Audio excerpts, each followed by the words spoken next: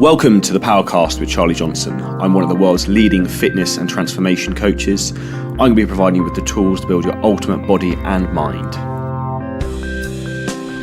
Okay, so today we're going to discuss what we personally found for myself and young Michael here, the benefits in terms of mental health from the benefits we've had from weight training and from the gym and from improving your own fitness and the way you look from a self-confidence point of view. For yourself, obviously you've got an interesting name. Obviously you introduce yourself, obviously everyone knows who you are anyway, but Michael Reed, aka Built by Fitness, which is an interesting name anyway regarding your social media tag. So maybe explain a little bit about yourself on that.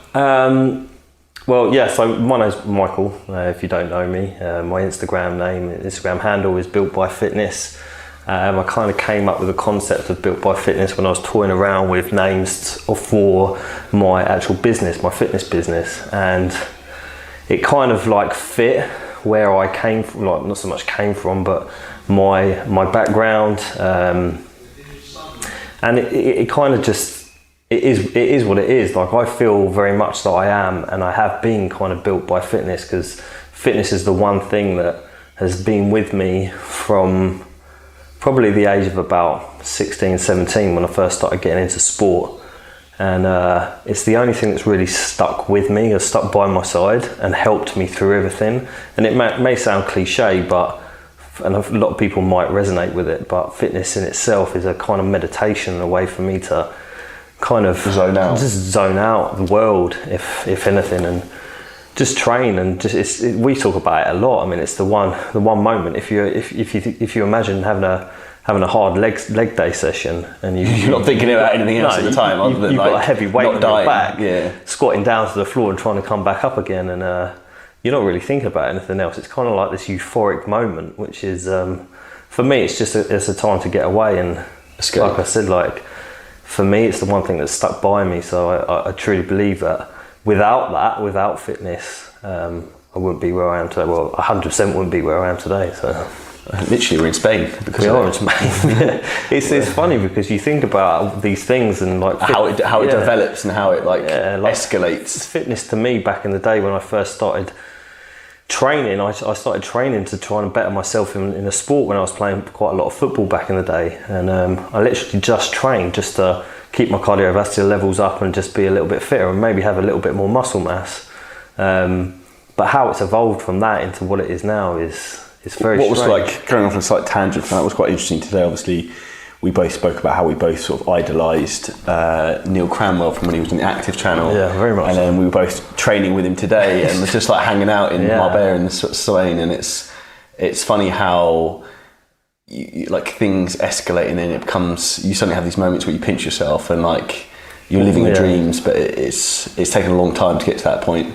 A very, very long time. Like I remember back in the day when I first started getting into like bodybuilding style of training. Like I used to just be fascinated by sitting in front of the TV and just watching guys like Neil Cranwell. Just because back then, like Instagram wasn't a thing.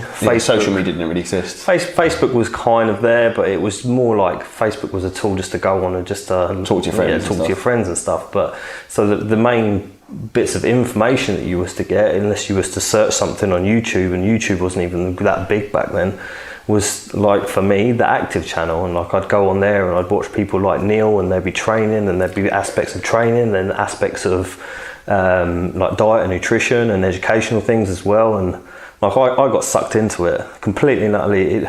When you first start training, you kind of just want to take in as much knowledge as possible, and like you get overwhelmed by you taking this overload of too much information. You almost know where to start. No, but the two main things that stick out for me from the beginning, from when I first started training, were one, the Active Channel, and two, Pumping Iron, the documentary. Like I used to. If there was a book that you read when you first started training, what was it? So actually, funny enough, I was fascinated by Pumping Iron, the documentary, the film, and then off the back of that, I bought Arnold Schwarzenegger's that's what I was going to say, first book, like his life story, and I read that and that's about literally. I don't read books. Like we talk about that a lot. I hate reading books, but I read that book about 3 or 4 times just because it kind of sucked you in. And so the Encyclopedia of Bodybuilding, that one? No, so I've had the Encyclopedia of Bodybuilding, but it was the short book about his life. So it It's the very first booky kind of autobiography, if you like. I've read that as well. It's very good. So it's not a big book. It's a very small one, but definitely a small one for you to read it. I read it. Yeah, exactly. I hate reading. That's the funny thing, though. Like we talked about it before. Like there's so many ways for you to kind of learn and absorb information. And you see a lot of these Instagram influencers or what have you, and people that are trying to make money out of people online, and they're all there, and they've got books in the background, and they preach how you should be reading twice a day, or read through a book, or like a book a week or something. Yeah. And I'm just sitting there thinking, well, I haven't read, like I've maybe read 3 books, like one maybe Matilda, or actually I used to be a big Roald Dahl fan when I was a kid, so like maybe George and the Giant Peach, Matilda. No, see, like that stuff, fantasy stuff doesn't do it. I don't like fiction. It has to be something for me that educates me. Like I could probably sit there and read a book about, and I have read a book about protein synthesis if I'm going to learn something from it. But like fictional and thrillers and stuff like that, it just doesn't do anything for me. I'm the same. I like autobiography. I like learning from people, and you can learn from like people who you want to be like. There's I'm a big believer of like there's proof in the pudding, and like how did someone get to the position they're in? If you want to be like them, then learn what they did to get there, and then that's very almost like stepping stones to be who you want to be. Yeah, but for me, I'm kind of like, well, I'd rather just watch that on a video on YouTube instead of read it. Like, I find reading for me is boring. I can't sit there. Like my mind, do you know what it is? My mind works in so many. It takes quite a lot to like hold on to my attention. My mind works like it's like literally like a washing machine. So if I try and read, I'll get to maybe half a page, and I'll still be reading, but my mind will be somewhere else. Like I'll be thinking about what I'm having for dinner or what I'm training the next day. On that note, then, this is very personal. What would you say is your biggest character flaw? You can ask me as well. Communicating with other people. What is it? Putting your point across? Not so much putting my point across, but I don't know where it's come from, like where it came from.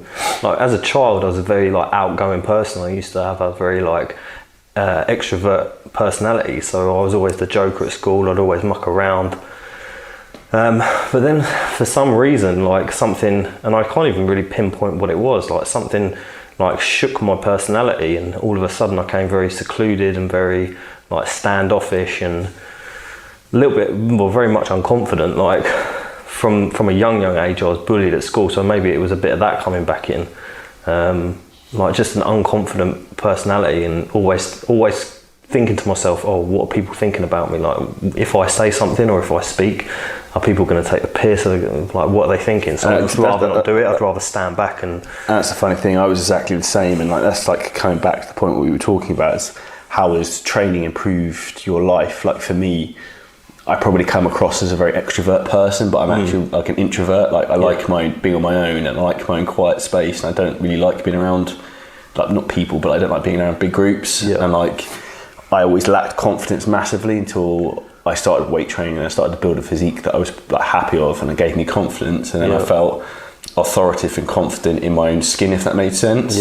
Not from a narcissistic point of view that I wanted to be all singing and dancing or look at me. I almost don't like people like looking at me in some respect. Obviously it's weird because I put photos of myself all over Instagram and YouTube and all this stuff, but I still like training gave me the confidence myself that now like I believe I can go out and conquer the world and do anything I want because I'm confident in my own skin and my own physique, my own mind to be able to achieve anything I want if I tick the boxes of what I know works, say for training and to build my physique, as in like educating myself on what works, being very consistent, and then just repeating the process in and out, and just like being relentless with it day in, day out, and like that compounding effect of making like 2% progress every day. If you do that for 2, 3, 4 years, you just keep progressing and keep improving. Whereas you see other people, they'll do it for a little period of time, drop back off. Like, whereas if you can keep chipping away, even if you're only making small bits of progress all the time, you're going to eventually end up on like the top level of whatever it is you want to achieve. Sure. But that's the thing as well, because you can kind of relate everything that you can relate to in business, you can relate to in training. That's why I love both of them.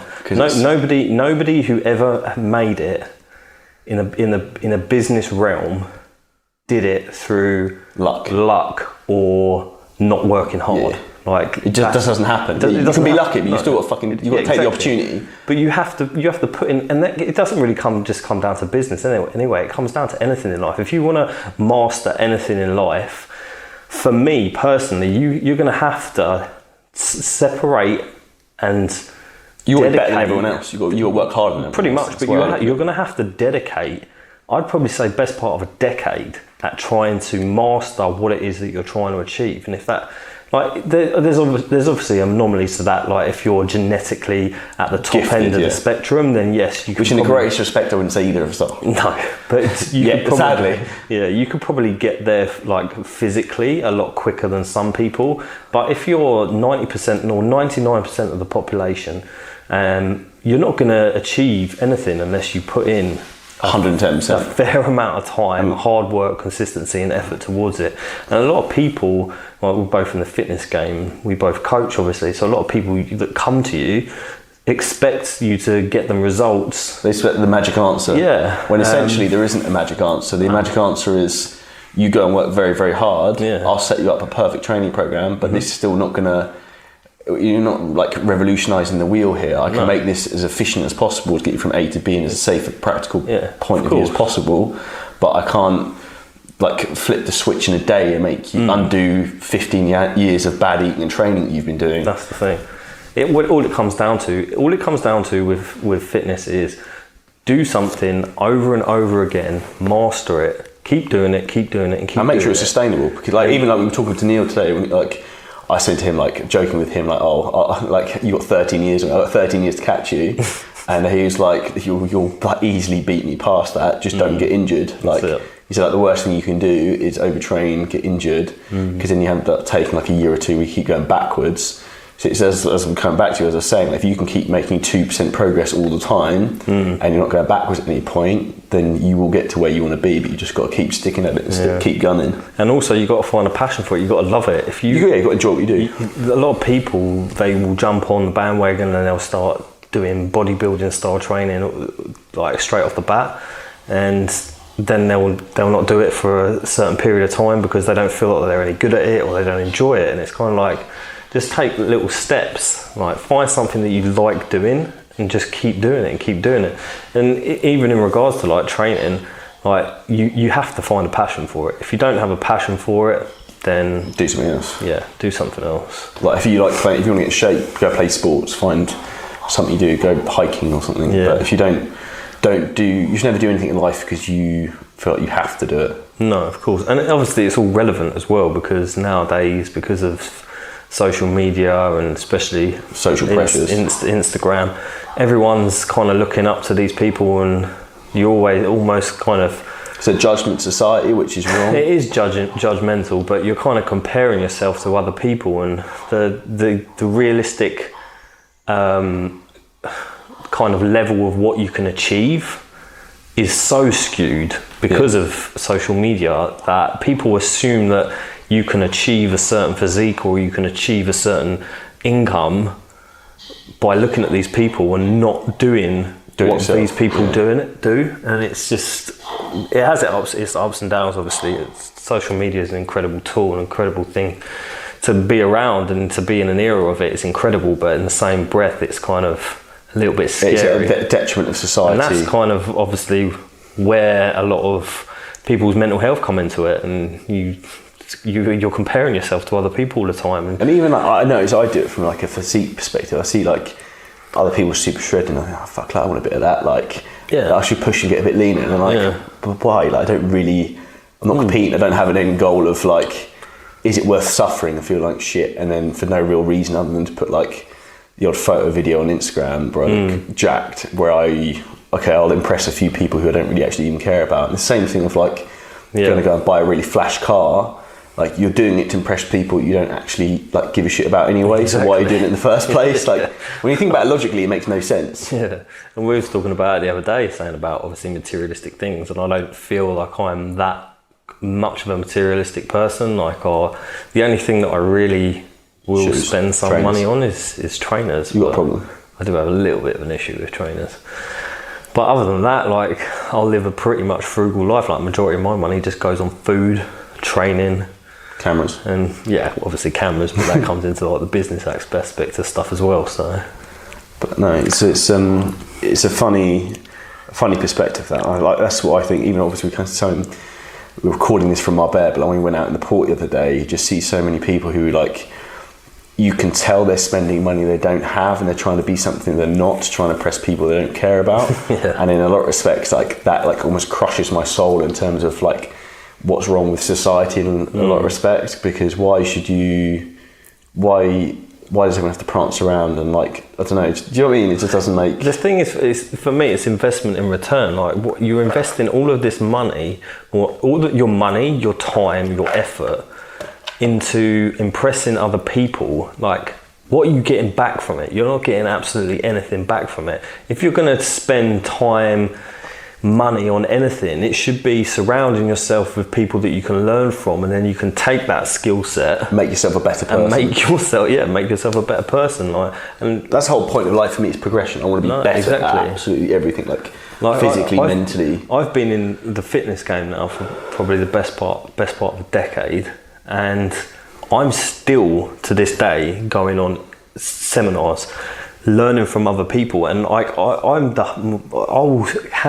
like I know less every day. Exactly. And I'll hold my hands up and say, look, like I believe I'm at a certain level, but I'm always willing to learn from other people. And that's the thing, like no one out there knows everything, and not a single person on this planet can say they categorically know everything to do with health, fitness, because no one has the answers. There is no necessary right or wrong of like, you can get from A to B by going like down 5 different paths, but it depends what's going to work for you, what you can stick to, and what's the best approach for your body, your genetics, and your lifestyle. Which is kind of ironic, because one of the biggest tools that kind of you use, and I've used a few times now as well, is the ask me a question on Instagram thing. And for me, it's kind of like, I can put out like, ask me something and I'll answer it for you. But I can guarantee you, whatever question you ask me in regards to fitness, the answer. It will come down to, it's all individual. Yeah, down to the individual. 95% of the questions are very specific. The answer is always, it depends. I don't know how many calories you eat. It depends. I don't know what you weigh. I don't know what your lifestyle is. I don't know what your goal like. And that's what's skewed about the fitness industry. There's no one size fits all. So many people assume that if I do this one thing for this amount of time, that I'm going to achieve this. But no, like, you're your own person.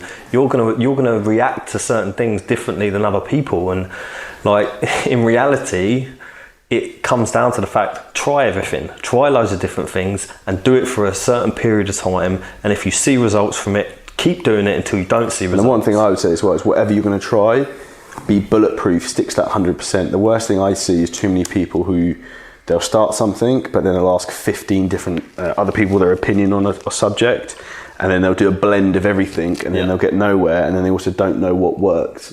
It's the same thing with training, diet, supplements, whatever. It's very difficult to ascertain necessarily what exactly is working, because there's so many variables in play at any one time. So if you're in a fat loss phase, you're obviously in a calorie deficit, you're doing cardio, your weight training, your sleep recovery, supplements you're taking. These 5 factors make a massive effect in terms of your progress, and like, the likelihood is none of them are going to be perfectly consistent all the time. So there are different levers that will be moving naturally. Even external factors. Yeah, whether like you're controlling your stress, your work, whatever. You can't control everything. And they will naturally have an effect on your performance and your progress. So it's trying to adjust those levers as they move to take you a step forward. But you don't 100% know whether something is working for X reason or Y reason.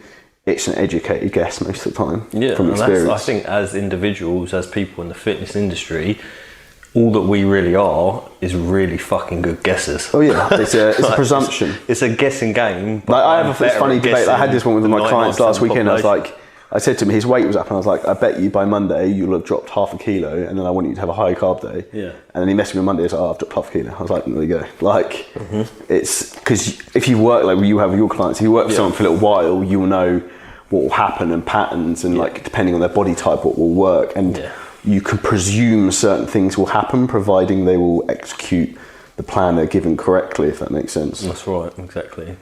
But yeah, it's just that it comes down to the fact that, listen, I'm a better guesser than you. That's all it comes down to. An educated guesser, like an educated, experienced guesser. Yeah. Once you've been through trends. Once you've been through the process yourself, like a lot of times, and you've worked like thousands of other people, it's almost like pattern recognition, because you see certain alarm bells in terms of like biofeedback, in terms of people's bodies and how they look and what's going on. Yeah. And it sets alarms off in terms of, okay, we need to pull this lever, do X, Y, Z. Yeah.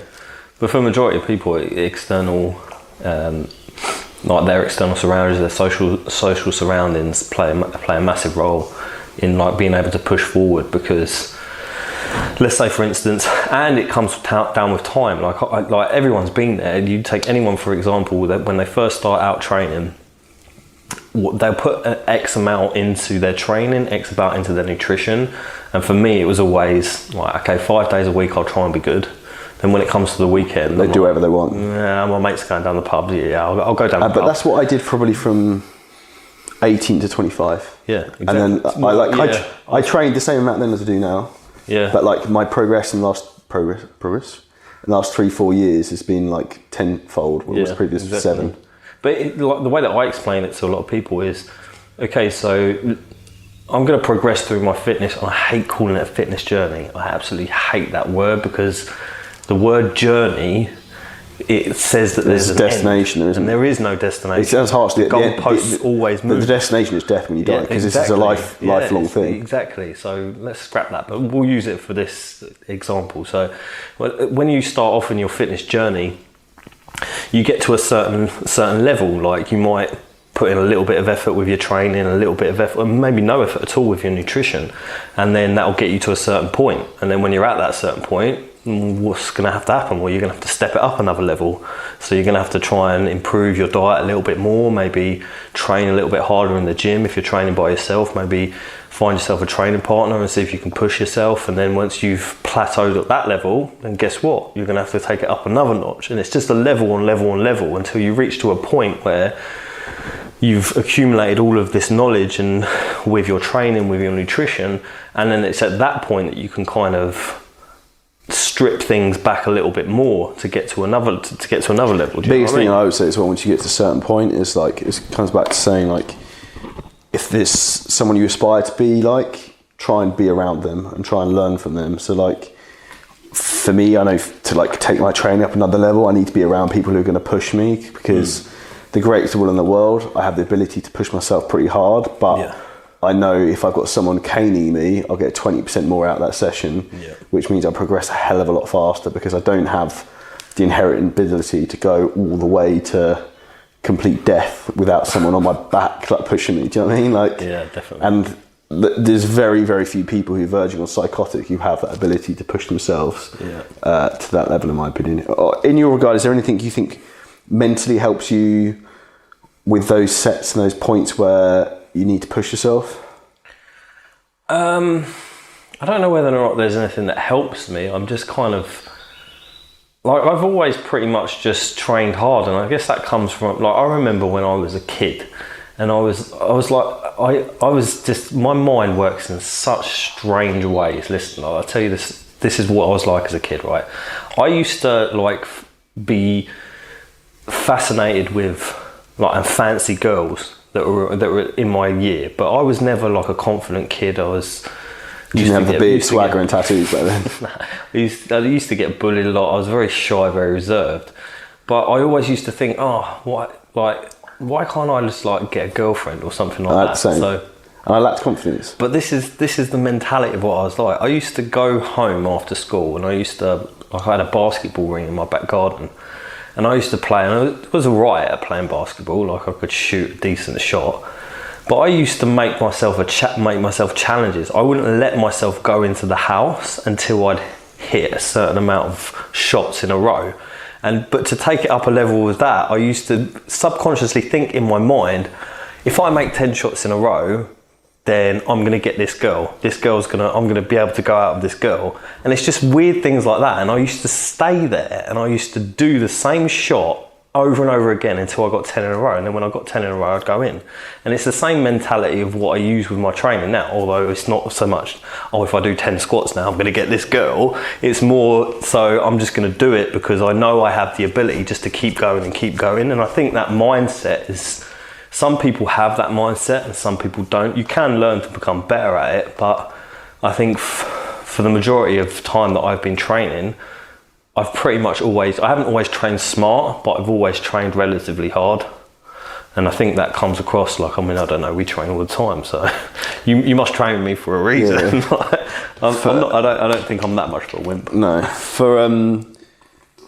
For me, what pushes me, it's a bit of a weird thing to say, but like I don't like to use the word sacrifice, but I like to think I've got a real chip on my shoulder about having a point to prove. Yeah. That like I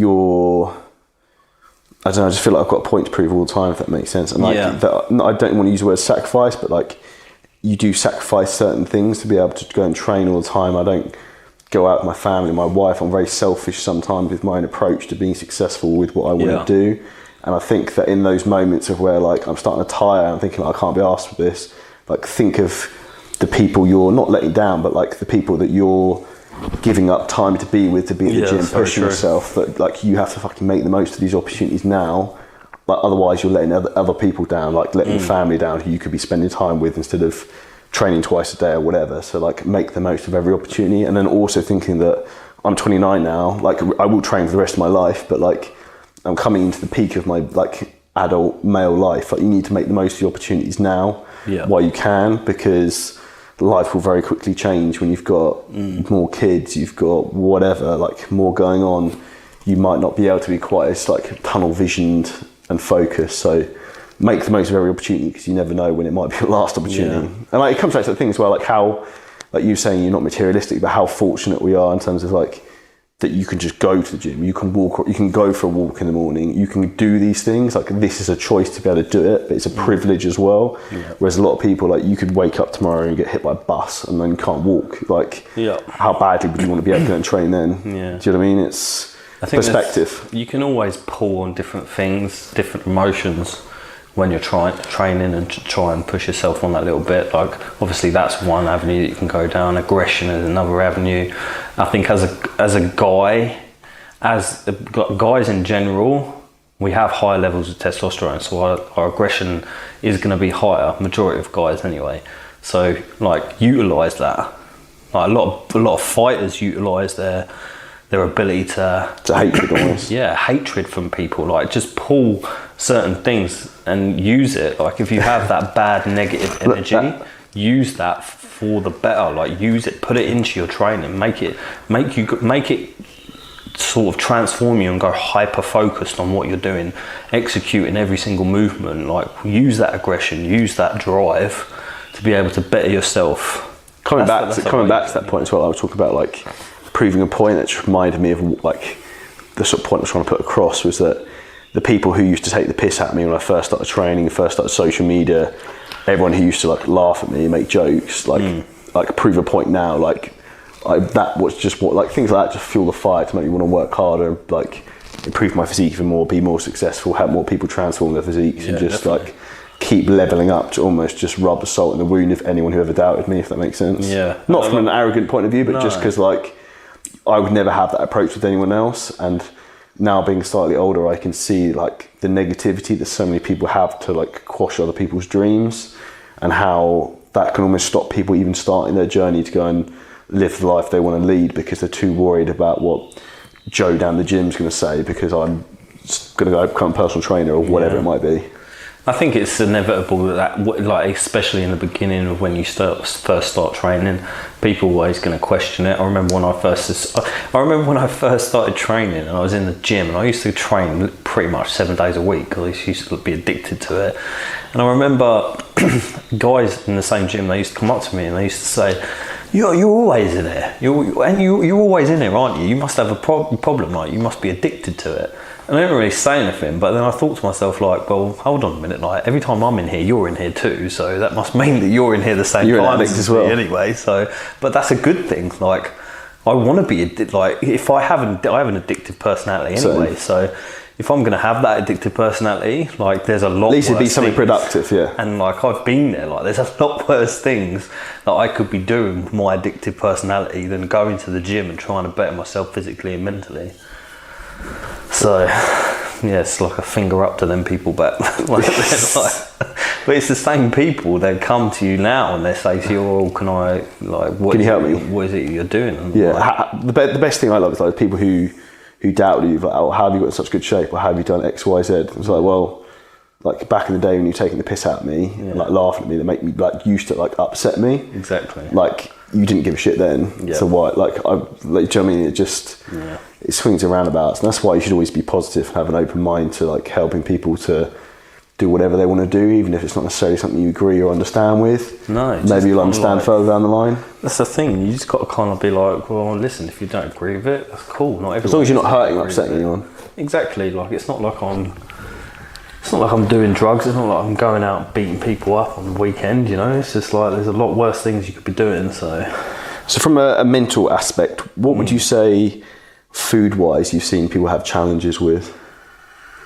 It's addictive personality, getting into food, binge eating and stuff like that. I think I see a lot with females who they get coached by certain people and they get like overly calorie restricted. You see some stupid diets going around and they get lean, but then they rebound very, very badly, and it sets a lot of that credit debit society mentality with like, oh, I put on the pounds, I'm going to do 4 hours cardio, if you see what I mean. The funny thing is with females, right, and I can't really speak because I'm not a female and I've never walked their shoes, but you can kind of see trends, and a lot of females, they've been brought up with this, oh, you have to look a certain way, or it's very much judgmental on the female side of things. That comes down to pressures of social media again. Exactly, but for a guy, if you take a guy for example, a guy could put on a little bit of muscle, diet down, look decent, but then from that decent stage can then completely rebound, binge eat,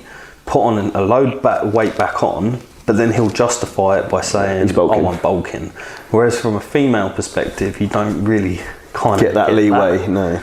So females, they're stuck in a rut because they kind of feel like they have to be this certain way all year round. And look, people have relationships with food anyway, whether it be that you're emotionally attached to food, whether it be that it's a social surrounding attachment to food, one way or another you're going to be attached. So and the way that I kind of see it is, I'm attached to food, but I know if I'm going to eat this, control it, it's going to benefit my training, not benefit the way that I look, but it's going to benefit the way that I train. And if you benefit in the way that you're training, then you're moving towards something rather than, oh, I'm going to eat this for a certain period of time, and then now that 8 weeks or 10 weeks is over, now I'm just going to fall off the bandwagon and just binge eat. So funny enough, I struggled a lot with my weight as a kid, and even like George Cruz, who the England rugby player I did a podcast with on previous episodes, he referred to it as, because I called him, my dad said he was a skinny kid, he's now 20 stone. I used to be a fat kid when I was at school, and like I had issues with like food, and like I refused to drink water pretty much for like 2 years and just drank like 4 litres of orange juice a day.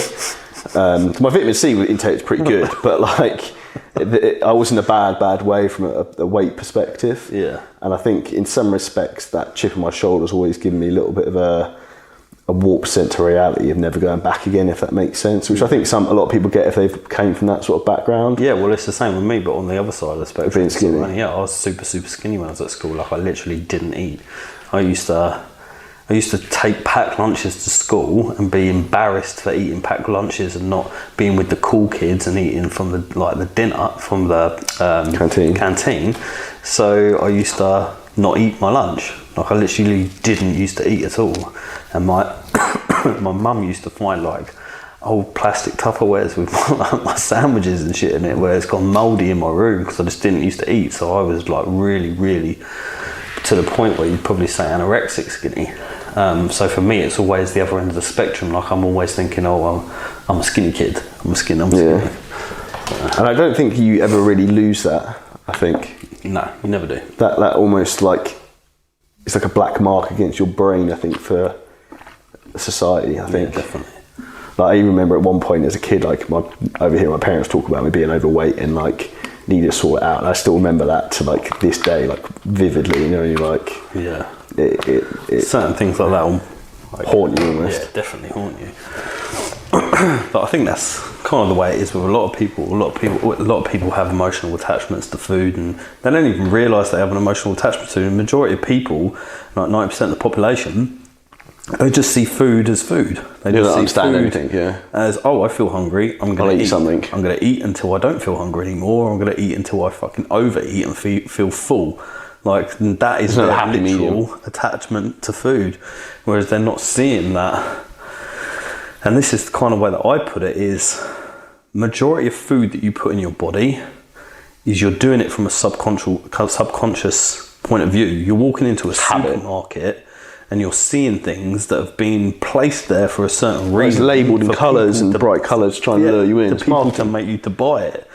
And like, as soon as you like take that attachment away and you start thinking to yourself, why am I actually eating this? Like, what do I need it why for? am I eating this like a microwave pizza? Yeah. Or why am I eating this What's the like end chocolate purpose? bar? Like, you don't need that stuff. Like, you don't need to eat it. It almost comes back to the same thing. We're talking about materialistic like items. You don't, like, when you strip things back to what you really need in life, it then gives you reality, almost like a perspective, I think. And especially when you diet for a long period of time, like in reality, a lot of people take the mick out of like higher end athletes or people that would count calories or count macros. But I'm always going to be a true believer of, I think every single person should have count control. calories, they should have structure, and know about macros and count them for X amount of time, whether that be 12 weeks, whether that be like 6 months or whatever. Make yourself aware of what you're putting in your mouth. And once you diet for the first time and you lose a lot of weight, I guarantee you that you will appreciate food a lot more. Like 10 times more. The first time you go on a proper diet and get really lean and you push yourself, when you start, like, you will then, the taste of food will taste so much better. Yeah, definitely. Like, I can't even comprehend it. Like, we talk about it a lot, like, because it's for some reason, like, we've been training with each other now for what, like a year and a bit, but we always go opposites. So when you're dieting, I'm trying to put on size, and when I'm dieting, like you're sick trying and to put twisted. on size. But so when you're dieting, things that taste good to you, like maybe whey protein and baby rice, like that's your favourite meal of the day. I'm like, I'll just take it or leave it. Like, I'd rather have a cookie or a muffin.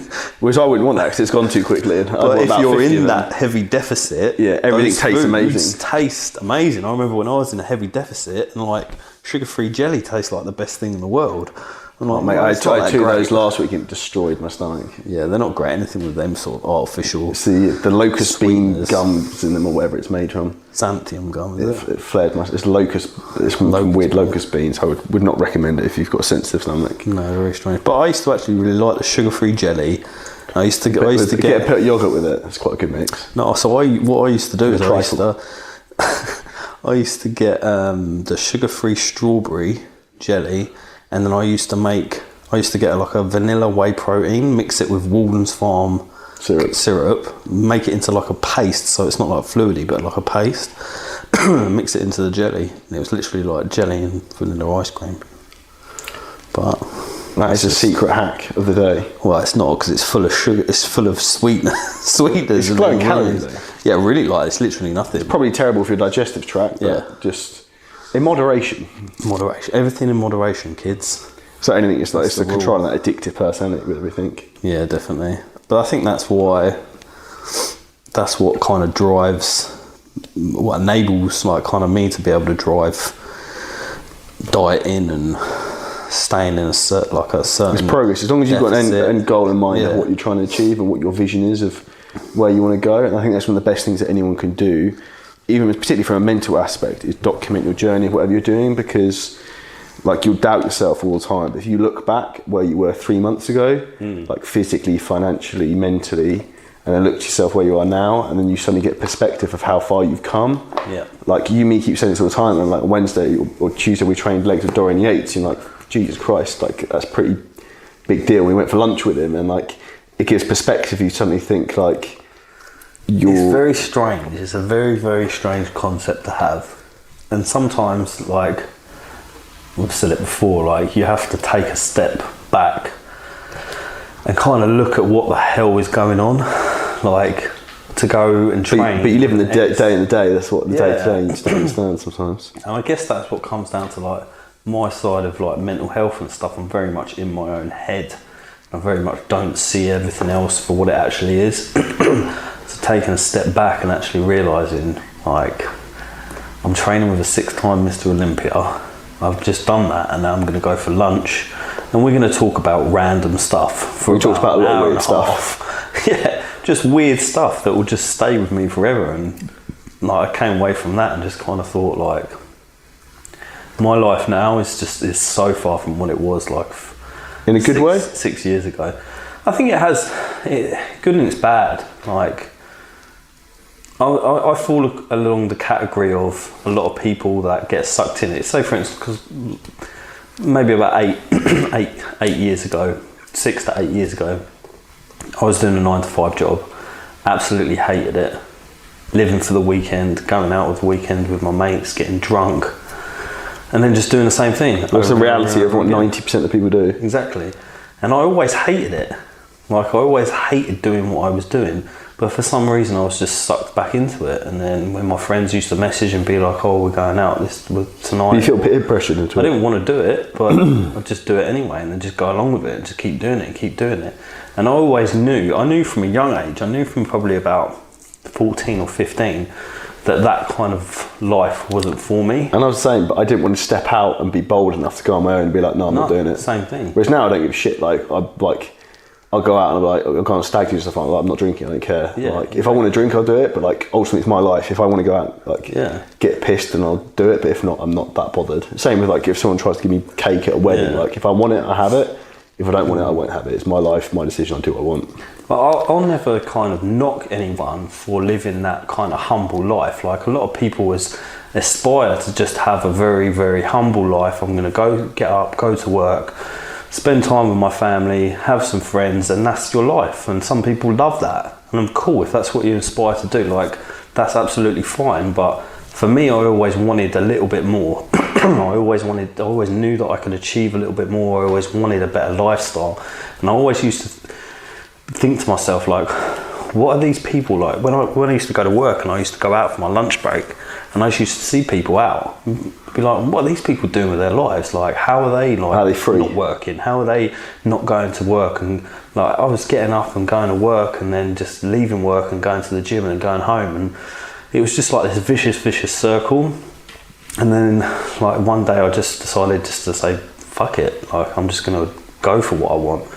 And when I went for what I wanted, that was just a complete and utter shitstorm. Like my life just completely went from one thing to another, and it was kind of like a lot of people, and I get sucked into it as well, they assume that it's black and white. They assume you either live one way or you see someone else live another way, and that's the way that you could live. But it's not. It's like this. It's not even linear. It's like this up and down path. That's like progression of life generally. You take two steps forward and one step back a lot of the time. Exactly. But a lot of people see, and again, it comes down to social media. See people live in a certain way. Like if a lot of people would see what we're doing and assume that we're just dicking around in the gym, around, like living the dream, when in reality, even things like this, you have your high days, you have your low days, you know. So like people probably don't see that. I've been up to like midnight every night on my laptop working. No, exactly. Like they don't see the reality of that. No. But yeah, like in reality, like my life has just completely flipped on its head since about 6 to 8 years ago. What would to finish up? What would be your biggest tip in terms of mental health to find happiness and success? You know what? I can't even answer that because like I don't even know what happiness and success feels like yet. I'm not going to say I don't. That's an awesome answer. Because I truly want to try and get there. But I think in reality with mental health, there's so many things that you can do to help yourself. And I think talking about it, particularly men. Like I don't talk. I've got a lot of issues. Like not issues, but I don't talk. I don't talk at all, and you're worse than me. I literally I'll ask you I will shut, and once the door's closed there's no way you can get in. Like you you can talk to me, I'll be listening to you, but my head won't be there. It'll be completely somewhere else. So for me, it takes time for me to be able to open up and speak about it. But then when I do open up and speak to it about it, it's kind of like the floodgates are open and I just go completely like off on tangents. I think there's certain things that you can help yourself when you have mental health issues, when you suffer from like depression or anxiety, whether it be that you speak to someone like a counsellor, like a friend, someone in general, or maybe just like a diary can even help as well, where you're literally getting everything that you feel inside of you off of your chest, like, so get it out. So write something down, speak to a friend. Like, I find it quite comfortable speaking to a camera and putting stuff out on social media, so I'll try and do that to better myself. But there's other things you can do, like obviously training has been a massive saviour for me, because if I didn't have training, literally, if I didn't train, it's that consistency in life. I don't even know. It worries me to think about where I would be if I didn't have the gym to go to train. It literally worries me. So I think if you can find a hobby that you can step away from your reality and just zone out in that hobby, that gives you helps. happiness and joy. Yeah, that helps, and it's massively. It's positive as well. Get outdoors, like. Another thing, like, it's obviously hard in the UK to do it because of the weather and stuff, but the minute you get outside and like suck in some fresh air and just and be more aware of trying to help yourself as well. And I guarantee there's one thing that helped me massively, and I only just really realised it when we were out here, was getting deep tissue massage. Like, let pressure off your neck and stuff. Like, it sounds hippie. But did you find, it sounds very weird, when you're just lying there on a bed and you have nothing else to think about, like, your mind just goes off in tangents. Yeah. I find when you're lying there with acupuncture leaves, you can't move, you can't look at my phone, all you're doing is staring at the ceiling, and you just think. It's like... Well, the thing is it sounds really, really hippie. And for those of you that are listening that don't and have never heard of something called bioenergetics, go and Google it and see what you think about it. It does sound out there and it does sound wacky, but every single cell in your body has the ability to hold on to energy. So if I'm taking in negative energy and that's stored in my brain, and then I go through certain experiences in life and I can't deal with those experiences, so what do as a man? I push it away and I sweep it under the rug and I don't talk about it, and I just push it down. Like, that energy has got to go somewhere. And for me, the energy just goes down and down and down, and maybe, possibly, it does sound hippie, but maybe that could be stored in different parts of my body. As tension. Tension, like, and you know it from me as well. I'm like locked up, like I'm the most unmobile, unflexible person. And I truly believe that everything, like all the bad energy, negative energy, it makes you kind of like hunch your shoulders up. It makes tight and stressed, You kind of go into fight or flight, and you kind of like... You're ready for that. Yeah, you're in protective mode. So for me, going to get a deep tissue massage, and it helps that the guy that we see out here in Marbella is a funny dude anyway, and he'll just chat crap to you. But not only will he absolutely beat the living shit out of you by manipulating every single muscle in your body, it's a funny and nice atmosphere to be in as well. But I do truly believe that, like, deep tissue massage helps massively, because it kind of like gets out, lets tension out of the body. Things like meditation, if you can do it. I've tried yoga. Works very well if you can get yourself into it. I've never really been into yoga massively. It is something that I want to try and get into a lot more, if that's something that you can do and zone out and do that, and then just surrounding yourself with positive and like-minded people. I think, like, the majority of people that seem to be down and depressed, if you're hanging around with down and depressed, it'll drag you down with them. You've got to cut them off. It sounds harsh, but you're not going to get out of that rut. So for me, like I'll still suffer from times of feeling really, really low and feeling anxious, even though I try and consciously surround myself with positive people. But I believe if I didn't have those positive people in my life and I just had negative people, like, again, I hate to think where I'd be. So, but yeah, when it comes down to mental health, I think nobody has the answer. No, because no one really knows what it is that's going on. The answer is it depends. It depends on the issues. For me, for example, my tip would be, like, the thing I suffer with is probably anxiety from feeling overwhelmed sometimes. Yeah, it's the biggest thing that I find is literally writing a list of exactly what I have to do every day, and that gives me clarity out of my mind. It almost feels like it takes this weight out of my head and out my shoulders onto the paper, and then I can visually see what I have to do and break it down. And then it gives me clarity and it clears my mind. But that's what it comes down to. Nobody, and this is the thing, nobody has the answer, because nobody, it's like, nobody's you. Nobody's you. Nobody thinks like you. You can see people like counsellors that obviously have experience in that realm and that spectrum, but even in reality, like, they aren't you. They don't think the way that you think. So the only way that you can I think the only way as a population that we can kind of try and move forward and better ourselves is opening up the doors and saying, look, this is my issue, this is my issue. Find other people that are having the same issues as you, what have helped with them. And then it's the same with you, like, put your feelings out there, put your emotions out there. And it's as hard as guys just don't want to do it. I didn't want to do it for ages and ages. I had this massive, like, chip on my shoulder. I'm not going to talk, I'm not going to do that, I can handle this myself. That's fine, it's fine.